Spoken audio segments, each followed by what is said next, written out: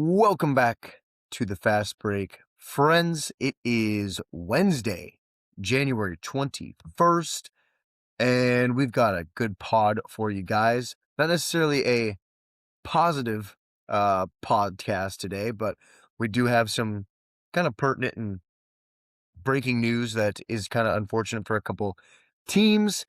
Today we are, of course, joined by Todd. Todd, how you doing? Happy hump day.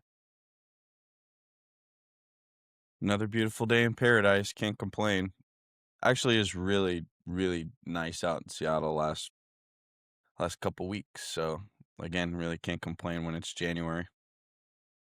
Yeah, it's finally nice here too. The fog lifted or is starting to lift. We've kind of been socked in with some fog, and even though it's supposed to be a sunny day, you just got to wait for it to burn off, but it hasn't been burning off.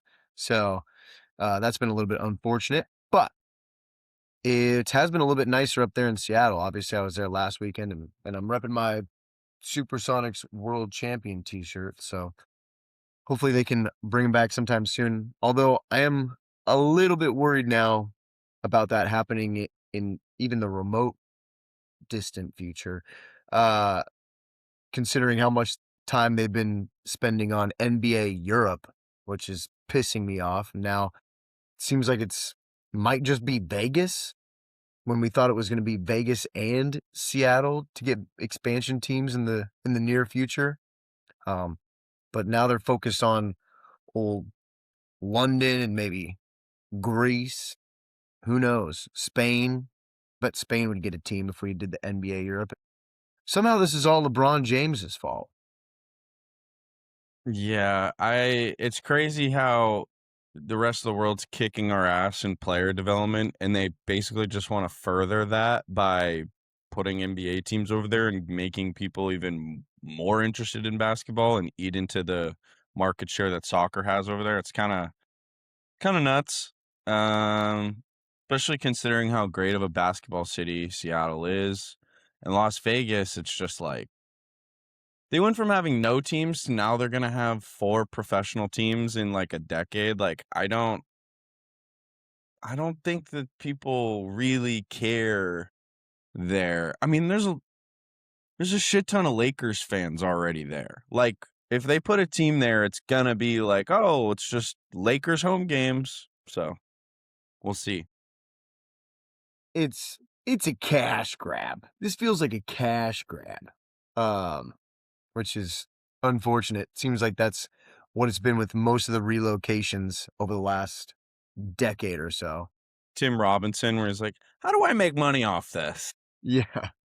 No, you seen the one where who's the other guy that he sometimes does skits with? He was like in that Nutcracker skit, Yeah, or not Nutcracker, but like the charade skit on I Think You Should Leave. You know who I'm talking about? I forget his name. But anyway, that guy's doing some like stand-up routine, and Tim Robinson comes out of the crowd and he's like, "When are you gonna get back doing the good stuff, the old stuff? This seems like a cash grab. Seems like a right. cash grab." But it's a good one. Somebody turned it into a EDM song. Somebody Yeah, put a bass drop on it. So best comedian going right now. I gotta watch The Chair Company.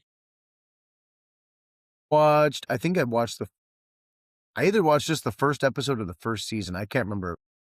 It was shortly after my surgery, so I was on Oxy, so I can't remember how much of it I watched, but I do remember that it was funny. At least it's funny if you're on drugs.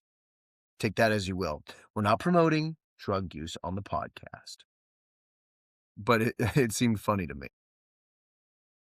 But yeah, anywho, speaking of sunshine, a place where it's a little bit sunnier than Seattle, is the Bay Area, and they just got some bad news the other day with Jimmy Butler tearing his ACL. So Jay Butt will be out for the season, um, and maybe a little bit into next season as well too. We'll see. He is 36, so by the time he comes back, he'll be 37. Probably going to take it on the extended side of coming back from it, which is just brutal for Jimmy. He was playing well this year, about 25 and 5 on 52 37.5 and 86% shooting splits. So, I mean, just a good solid season for him. The Warriors overall, though, 12-4 over the last 16. The schedule was kind of easing up on them. They looked like they were actually going to be able to slightly compete in the West, not at the top, but for maybe that 5, 6 seed to potentially not be in the plan. And now it's just what do you do? Because he was a big part of them having success even last year and this year, relieving the burden off of Steph. And now it's in like what do we do? We still going to be a contender? What does Steph want to do? Do we basically just tank this year? Is it going to do we even have a decision whether we're going to tank this year or not? Are we going to be successful even if we want to go for it still? So yeah, just brutal, brutal news. How does this change the Kuminga trade talks? But Todd, what are your kind of thoughts on Jimmy Butler getting injured and how the Warriors should react to this injury? Yeah, it's a bummer. Obviously, they were starting to kind of figure it out, kind of get into their stride. 7-3 in their last 10. But I don't know, man. They don't really have any outs. This is kind of the worst possible thing that could have happened other than Steph going down. They're just, I mean, hey, Kuminga, you ready to play more? It's like awkward. And to be honest with you, lowers their leverage even more in some sort of Kuminga trade. I almost wonder if, they try to trade Butler, they try to do a move where, and, I don't know how much value he has, but maybe combined with Kuminga and some picks. I don't know. They're either going to have to just mail it in and just accept the fact that they're not going to be able to compete at all, or take a massive swing, a massive, massive swing. And, we talked about the Kuminga, we kind of talked about Golden State, in the last pod with the Kuminga trade demand. It all definitely, it all kind of comes together. Like there's no world where this injury doesn't impact that decision that they're going to have to make. I've heard some, oh, well, how would the Sixers feel about moving off Paul George's money because Butler isn't expiring at the end of next year. Paul George has a year longer than that, so they could get off of the Paul George money earlier. Um, I don't know if the Warriors would want to do that. I mean, it's certainly a player that's going to play for them. It's not Jimmy Butler, who's now on one leg.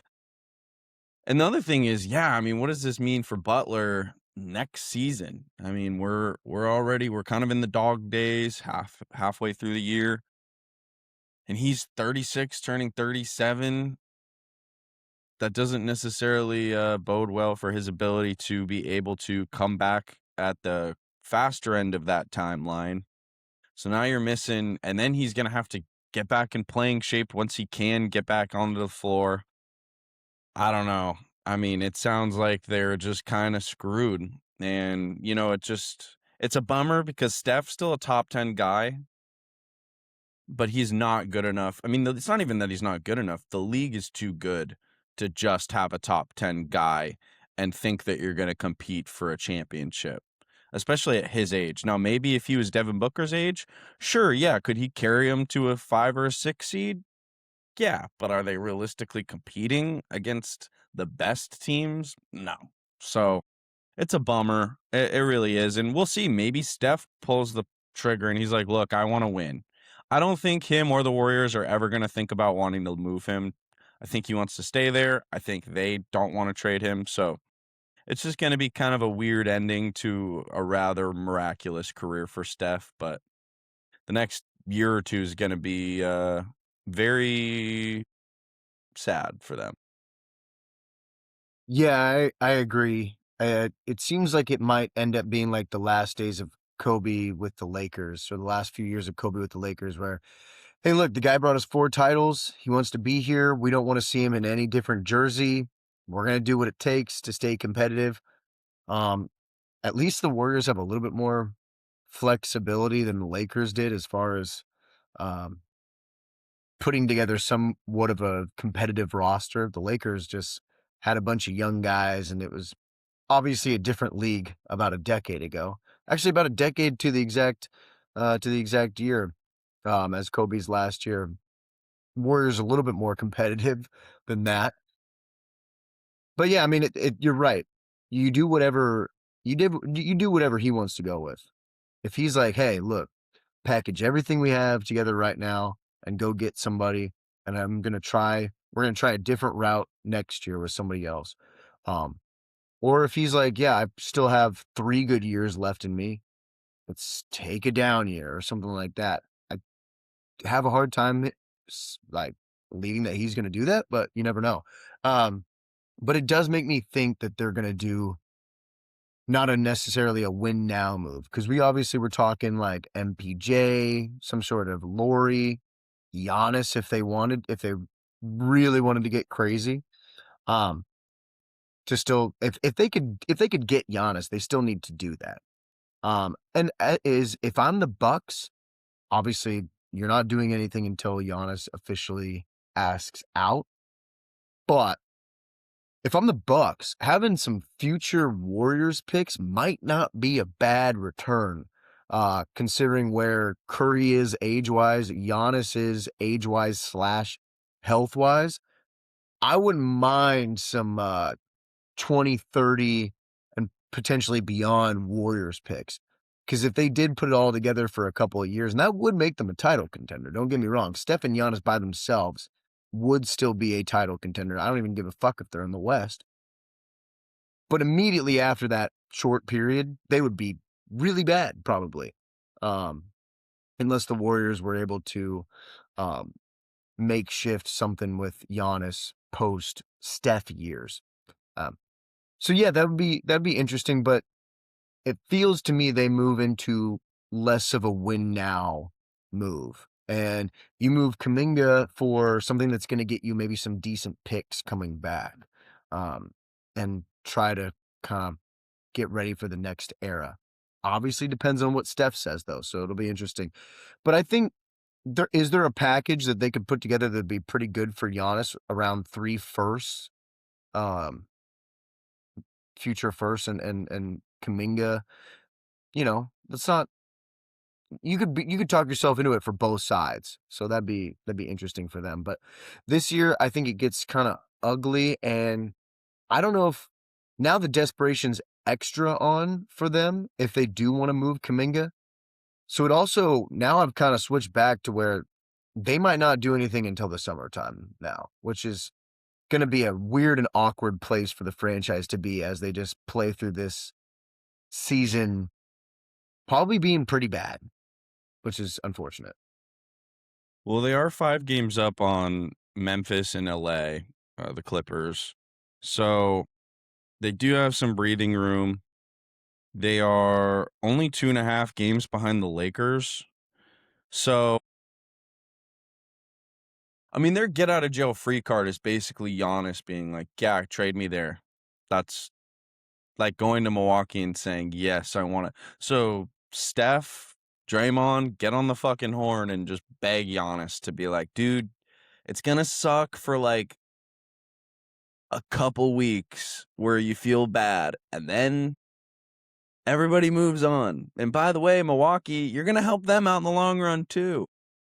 Cause honestly, he doesn't want to come off as the bad guy, but it's like, I don't know, man. Like, if you don't sign a contract extension, you're leaving for nothing. Like, that's worse than like kind of telling them like, hey, get what you can.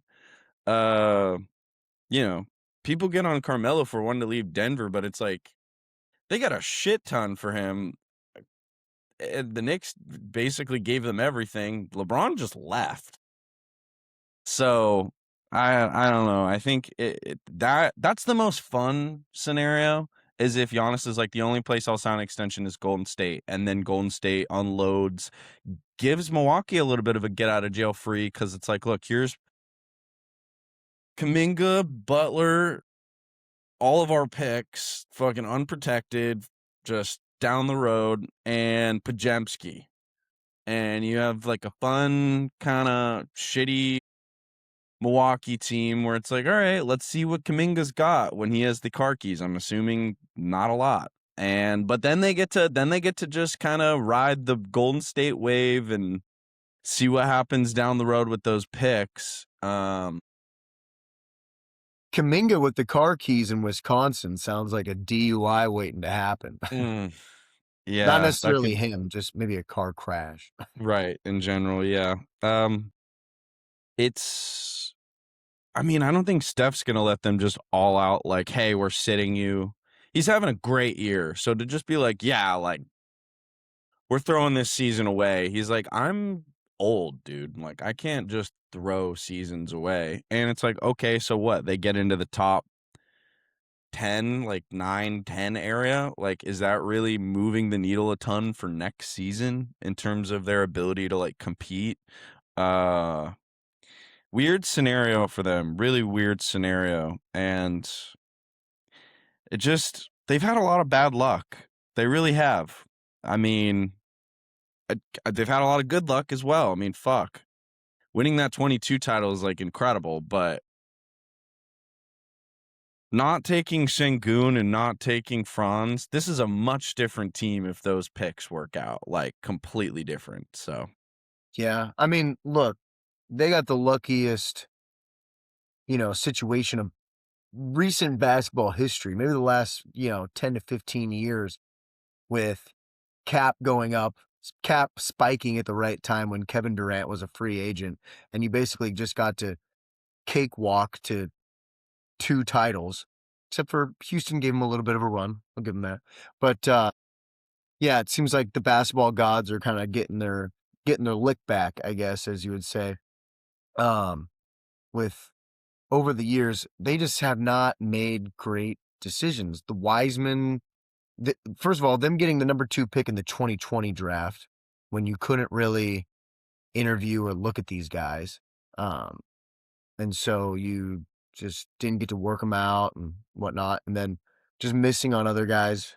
Moody's fine, but, like, yeah, if they had Halliburton, if they would've got LaMelo, if they would've got some of these other guys, they'd be looking a lot better right now. Um, so it's kinda interesting to see a lot of the sliding door moments with their team. Um, what do you think, in your opinion, that they should do?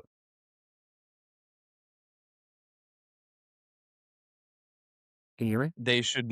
they should not play just down the middle and be like, "Oh, we're too scared to like make a move." Cuz they have to go all in on one end or the other. I'm always in favor of like pushing all in for because if you're all in, like, okay, we're gonna try to make a big move and try to get a guy to pair next to Steph, and then you're going for the championship. Have the fucking stones to move. And I know nobody wants to hear this, but realistically, you can't win a championship with the way that roster's construction now. Trade Steph. You know how much they would get for Steph? Then they could possibly build another championship team down the road with all of those assets. Now I know nobody wants to hear that, similar to like the Giannis thing, but uh I'm just always in favor of trying to win the championship and having a direction to do that. They're borderline where the Bulls are at right now, except they just have Steph Curry. But they have no chance. They just have no chance. And as far as the Kuminga situation, I mean, look, the Kings aren't even putting a first round pick on the table. His trade value is bad. The Butler situation makes it worse. Uh, I don't think you're going to be able to get the most out of him, even if he does play. And then, I mean, you're losing 31 minutes a game, and he's played 38 games. I don't even know where they find those 31 minutes. I mean, I guess Buddy Hield, Gary Payton, and Pat Spencer are gonna be playing more. I mean, it's just not good. So they basically need a blessing from somebody like Giannis. The good thing is when we were comparing it to the Lakers of Kobe, players did not wanna play with Kobe Bryant at the end. It was like, "Oh, man, this guy, he's not that good anymore, but he's still thinks he's the fucking man and will challenge me, and he's a fucking asshole and great player, but Steph Curry's like the opposite. Players would love to go play with him, especially veteran players. So we'll see. And it's a great market, great place to live. You're fucking loaded if you're a multi-millionaire. So uh yeah, I just they got to do something though. They got to do something. Otherwise it's just sad. It's just sad. Like nobody wants to see this team finish 10th and lose to Portland in the play-in, or fucking Memphis or the Clippers, or who knows, maybe the Suns come back to earth. I don't know. I could see the Lakers actually falling into the play-in the way that they're playing lately. So Yeah, they haven't been playing well at all. I don't mind them making a trade to go back all in. I think if that's what you want to do as an organization, I always kind of respect going for it still. Um, Obviously the smartest thing would be at you're right, like, hey, we can't win a title. Let's go get a king's ransom for Steph. Let's go get something for Kuminga. Let's get something for Draymond, and then we're starting over. That would be your best plan of attack because that gives you the most assets to then build up another, championship contender. But I don't see them doing that. And, it's honorable to go for it and let the greatest player in the history of your franchise ride out into the sunset, not wearing a different jersey and calling it good. Um, but yeah, interesting situation, tough for the Warriors. And we also just lose out on Jimmy Butler and, what could have been an interesting playoff team, especially considering how well they were playing as of late. So that's unfortunate as well and too. they took Houston to 7, or they beat Yeah. Houston in 7, obviously different team than this year. But then the Wolves, Steph goes down, and that's the problem with building your Yeah. team around guys in their late 30s, is that they're not built to be the main guys on deep playoff run teams. But that would have been a fun series if Steph hadn't gotten hurt. And the other thing too is that their books are clean at the end of next season. With Butler now hurt, it's maybe just, hey, look, we're gonna be a playing team these next 2 years, and maybe instead of trading for Giannis, they pray that he just doesn't sign an extension, gets to free agency, and then they Whew, don't have to give up their picks, that and would they're able be to sign Giannis via free agency. Uh, I don't know. And then whoever else they can maybe get in free agency that year. I'm not sure who else is. I know that the Clippers are planning for Giannis after the 2027 season. There's a few teams, the Lakers. That's part of the reason they didn't want to give LeBron the extension.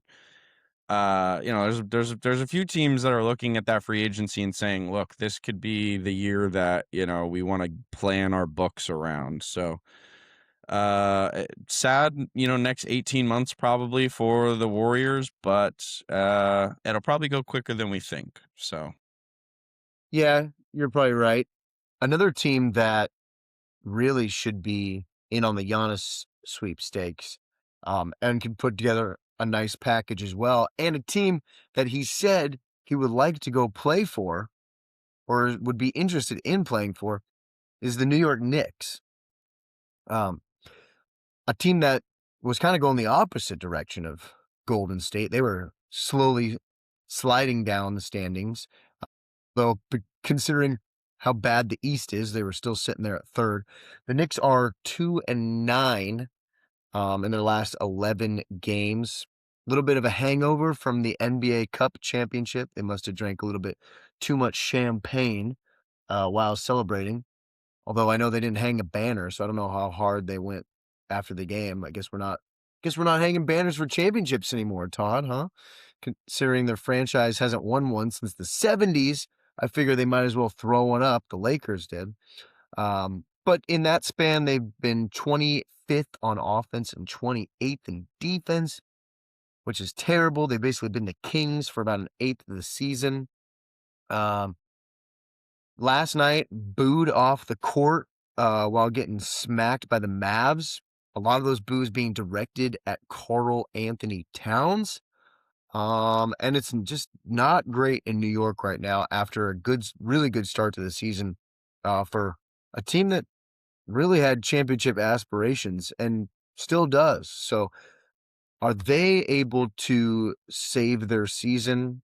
I think they still should be able to. But one thing I get worried about is one of the things that looks the worst is honestly just the effort, which you didn't have to worry about with Tibbs. Um, but with Mike Brown in town, it's not looking great on the effort side of the ball, especially getting outscored 27-2 on fast break points last night. And on this podcast, we love the fast break points. So, Todd, what do you think's going on with the Knicks? And I mean, like I brought up at the beginning, should they be going all in for Giannis right now, considering how unliked Cat is in New York? Um, I don't know. I feel like they missed the boat on that, where that should have happened before they traded for Bridges, basically. Because now they don't have any picks, so it'd basically be like, hey, here's Anunoby and Karl Anthony Towns, and you're just building your franchise around them in Milwaukee, which we know probably wouldn't be good enough to like realistically compete. They would probably rather do one of the other packages where people have picks and younger players and that sort of thing. Uh yeah, the Knicks. I mean, it is the dog days. I mean, we just hit the 40 game mark. The fucking there's 12 games till All-Star break for the Knicks at least. So I think it's just kind of a mid-season malaise. I think expectations were really high this year for them. They're only 2 games off their pace from last year, so it's not like this isn't Cleveland or where, they're really underperforming. But with that said, if this slide continues, they could find themselves around that 6-7 spot, 6-7 in the play-in. So not ideal. I think, the schedule eases up. They got Brooklyn, the Kings coming up, and then they got a couple West Coast teams coming, Portland and Lakers coming across country. Then they get the Wizards. So hopefully they can get back on track.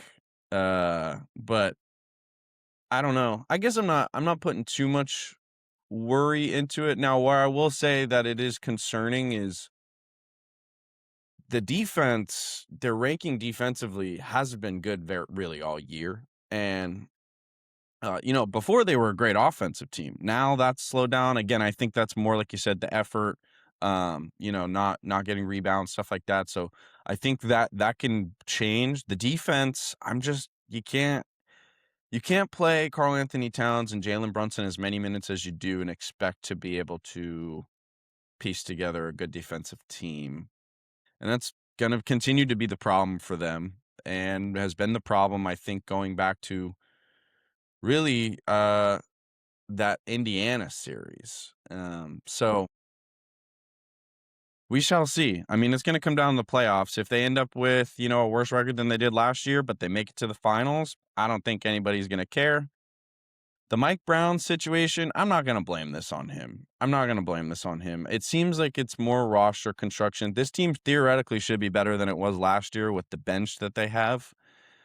And yeah, I think it's just the dog days. I think they definitely they just had a team meeting, players only meeting, or whatever you want to say, Jalen Brunson called. So hopefully he can kick their ass into gear and they can go on a little bit of a run with the schedule maybe easing up a little bit before the All-Star break, and then take care of business post All-Star break. But I think it just comes down to expectations. And, Karl Anthony Towns is a tough watch. I think Knicks fans, the glimmer of like, oh, we got another All-Star is kind of worn off. And it's like, this guy is kind of fucking annoying. Yeah, and the thing is for him, like obviously the offensive numbers are good. They're still right there, but it's like last night he was getting booed because he had 5 turnovers. And the turnovers, like, look bad, like, they're not your typical, like, somebody cut into the passing lane, great read by them. It's like, it's Cat flailing and the ball just, like, dribbling to a defender, and then the whining and the let's be honest, a little bit of flamboyancy, and it's just doesn't necessarily mesh with New York extremely well. He's been bad on defense, like I said, but the offense has been good.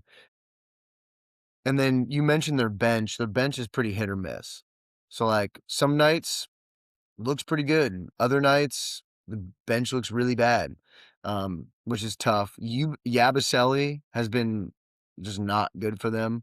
Had a great year on, the Sixers last year, and then just has not been able to recreate that in New York, maybe due to a little bit of not getting as much playing time. Uh, so yeah, I'm interested to see. You're right, you can't put it on Mike Brown fully, but when it's an effort thing, you do have to take a look at the coach a little bit. At least you never had to really fully worry about that with Tibbs. Um, but yeah, I mean, at this point, Cat, I just vouched for him to be on my all-star roster last week. I'm gonna take him off. I'm just gonna put Derek White in. I'm gonna be a homer. I'm taking him off. I'm going back to D White. Although D White has been shooting terribly the last week or so. But if you're if you're the Knicks, and this is not talking about them going forward or anything, but do you think they regret the Randall DiVincenzo trade at this point?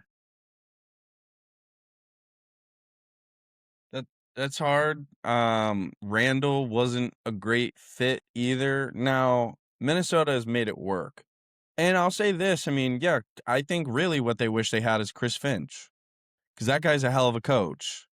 Um, they may have actually called Minnesota about him. They basically called everybody that had a good coach in the league and said, "Hey, are you interested in trading him?" And everyone's like, "Fuck off."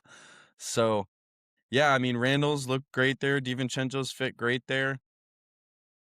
I don't think that the problem I mean, it's not like Randall's some, like, great defensive player either. I think he looks better because 'cause he's got Rudy Gobert behind him, who's just as much as people wanna shit on him and Shaquille O'Neal wants to say he's a bum and this and that, this guy has been the anchor of a top 3 defense in the NBA for a decade plus at this point. Like, he's kinda the modern day version of Mutombo. And no, people don't wanna hear that because Mutombo's a lot more fun and whatever, but he wasn't a great offensive player either, didn't look great with the ball in his hands either, so, yeah, I think the Knicks, what they really wish is instead of trading Randall for Karl Anthony Towns and DiVincenzo for Karl Anthony Towns, they probably shoulda wanted to get Gobert, because Gobert would have been able to anchor their offense with the whole thing revolving around Brunson, and as you can tell, OG Anunoby could definitely take a bigger, offensive load than I think people realize. He's a good offensive player. Sometimes there's not a lot of shots to go around. There's not enough shots to go around with Brunson, Towns, and then Anunoby. You want to get Hart and Bridges some shots. And Bridges has completely gotten lost in this offense too, where it's like, hey, we need you to just play defense.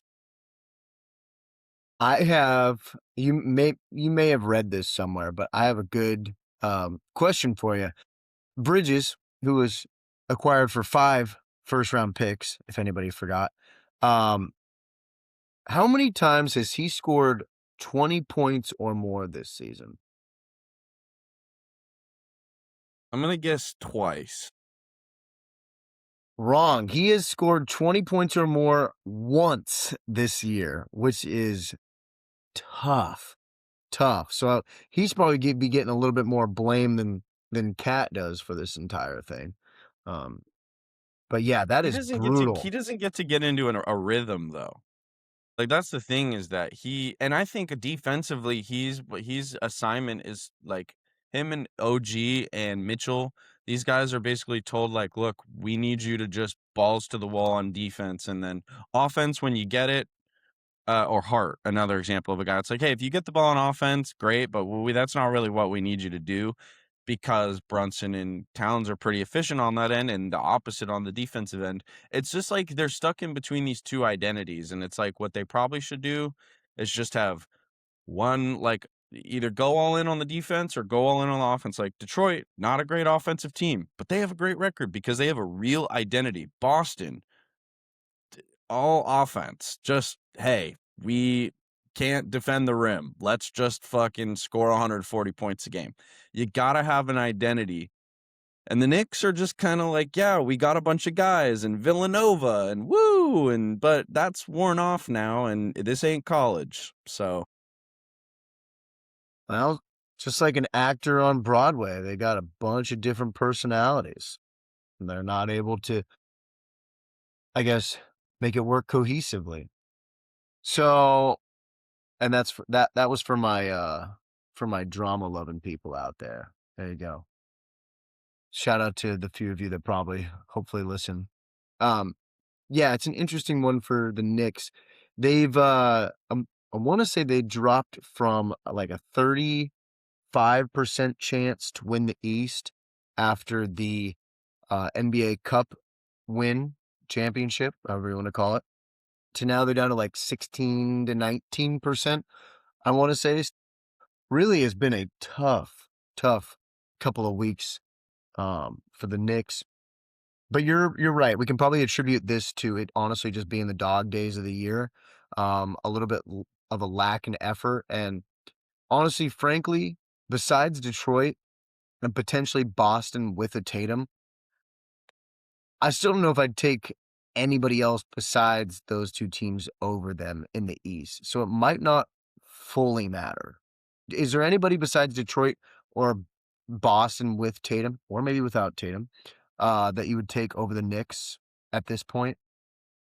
I don't know. I think the East is gonna be weird this year. I think it's gonna be fucking weird. I think Cleveland not having a great regular season could get their shit together. I mean, this is a team, they pretty much brought everybody back with the exception of Ty Jerome, but then brought in Lonzo. Well, I've got my eye on them.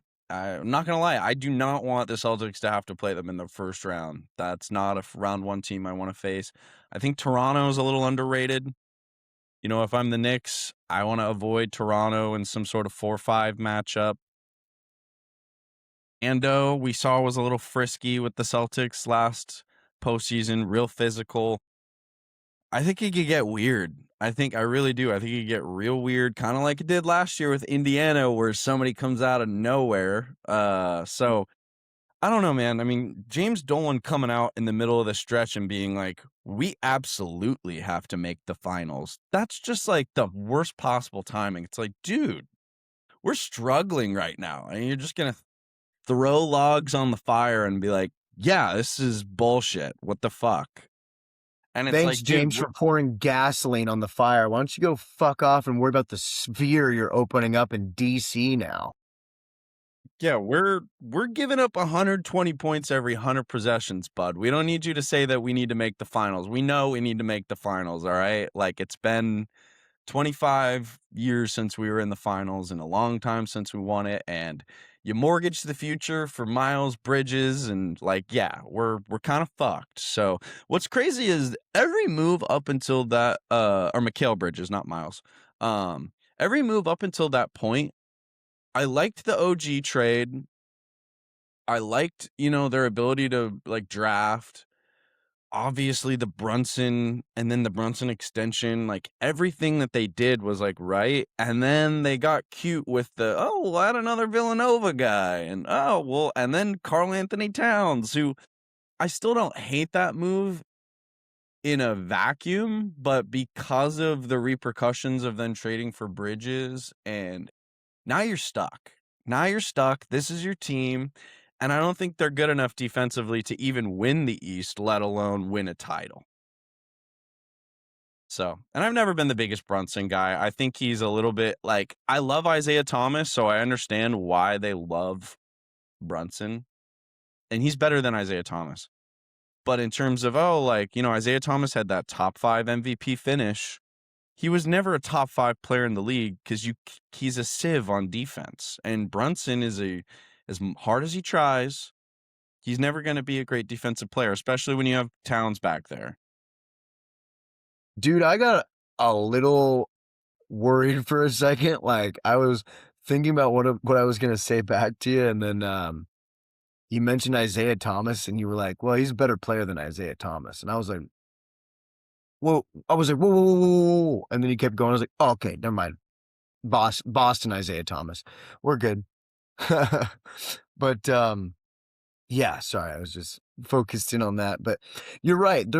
They kind of were a guy that gets hot at the blackjack table, um, and were making the right moves and got competitive again, and kind of should have started to ease up on it a little bit and like let things settle, strategically make your next move.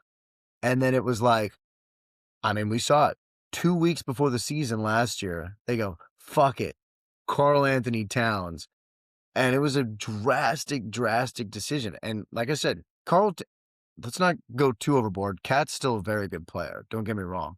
Um, and you're right with a little bit of the fit of those two guys, but it was a little bit like of a heat check kind of move. But is he a championship player? Like, he's a very good player. Like, No, if I'm Toronto or if I'm one of these, just like, yeah, he's a good player. Like, you should want him on your team. Like, Minnesota, when they drafted him, brought him back to like some respectability and, good, great talent. The greatest shooting big man of all time, which I think is a fucking joke. Cause like anybody ever heard of Dirk Nowitzki? But I don't think he's a championship player. I don't think he's a championship player, and I bet on that. Again, we'll see. I think right now it's the dog days. I think that the effort will pick back up for them. I think Brunson's going to get on their ass.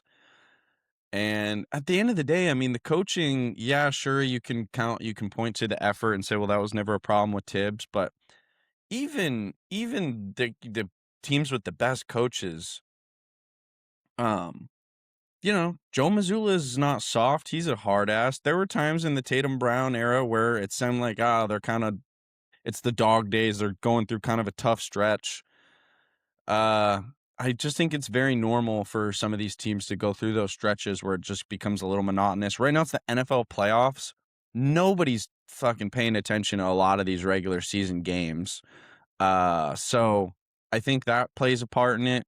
So I'd like to see them go on a nice little stretch here and kind of get back to where they were. The problem is too that Boston hasn't been playing great as of recently, and they've lost ground because they've been so bad. So definitely got to pick it up on the defensive end effort wise, and I'm sure offensively it'll get back to where it was.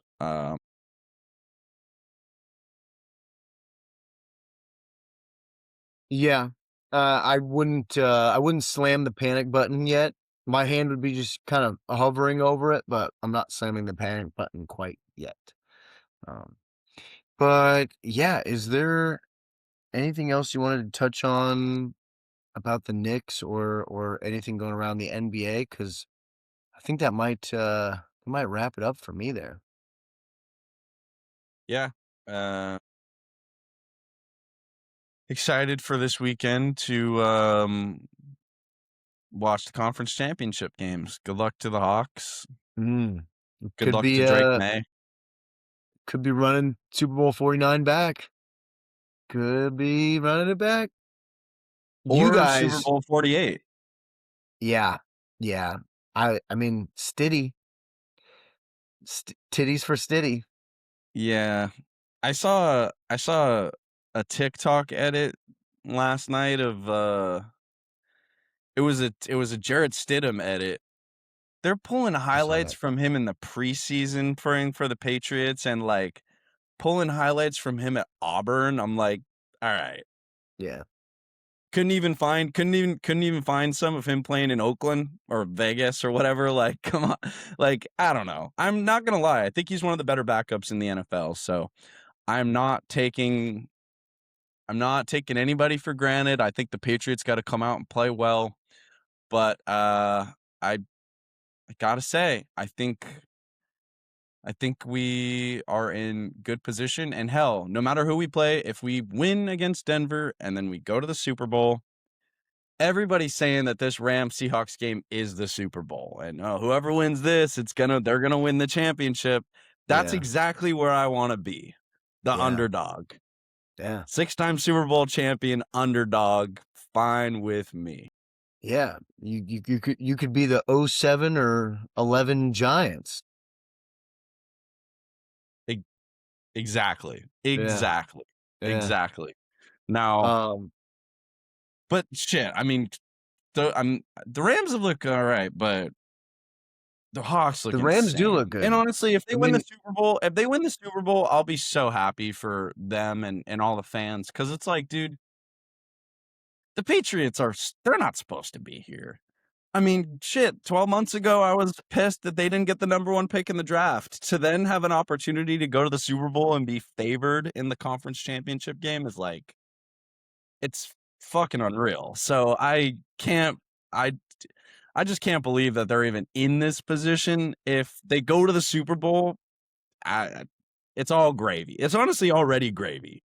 you've been playing with house money basically after the wild card round. Everything past that's kind of like gravy. You definitely wanted to win a playoff Mhm. game.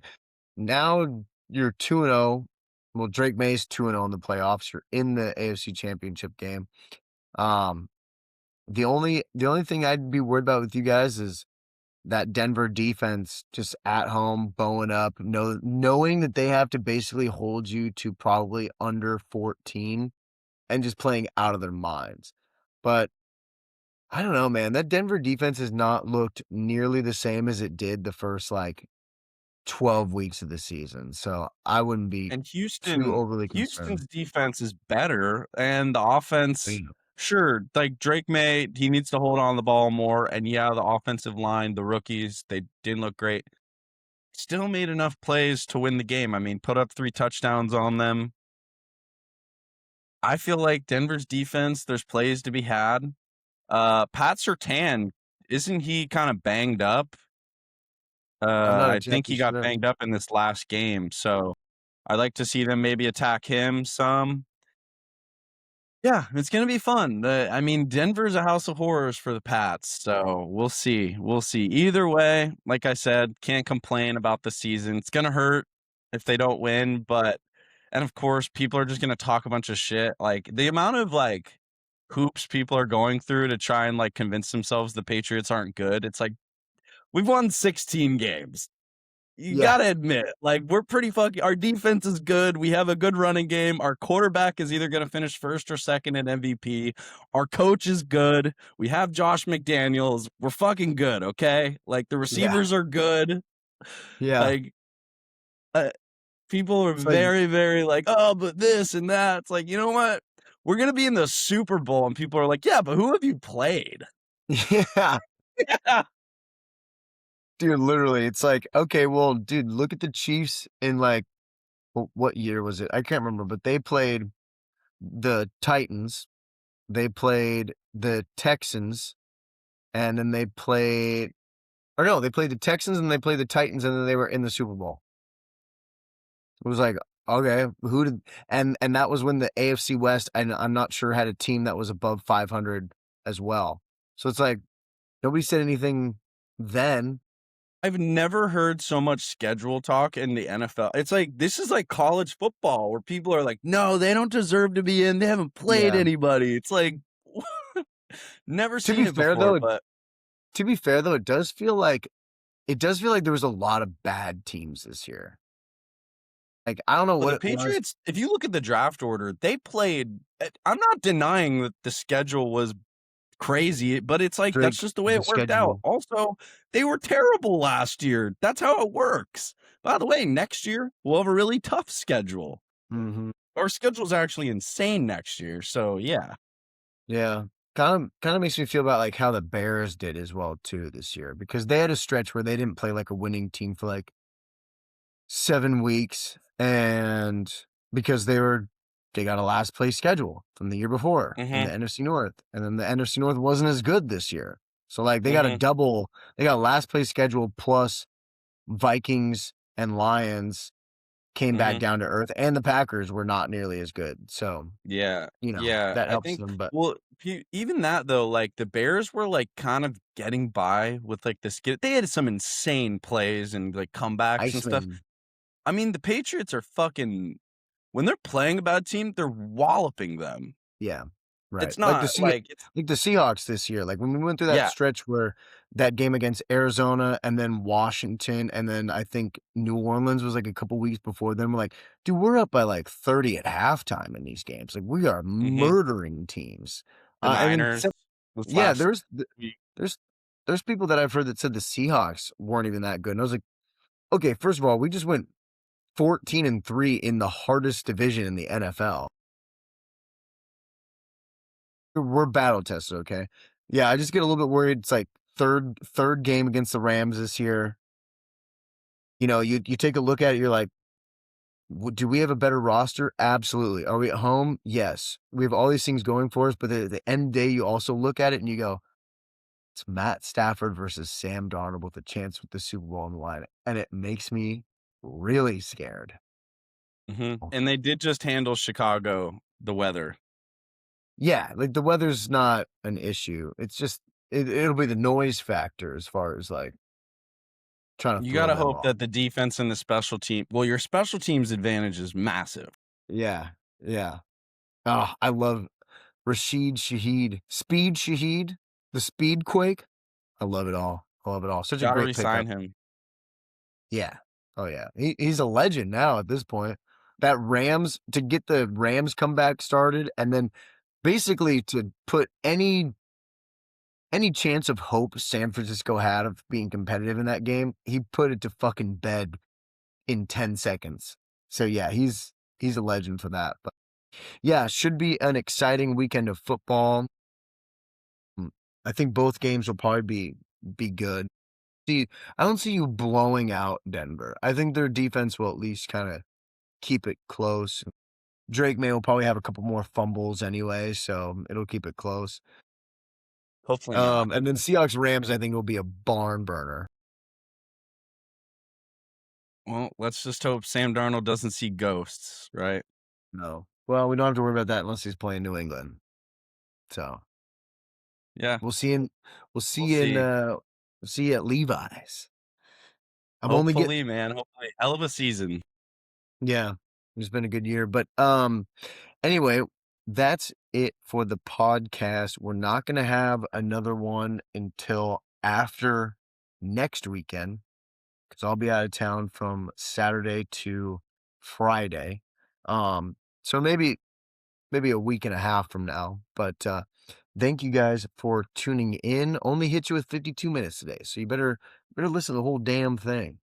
Um but thank you guys for tuning in, and Todd, good job by you, buddy. Yeah, good job by you, bud. Love you guys.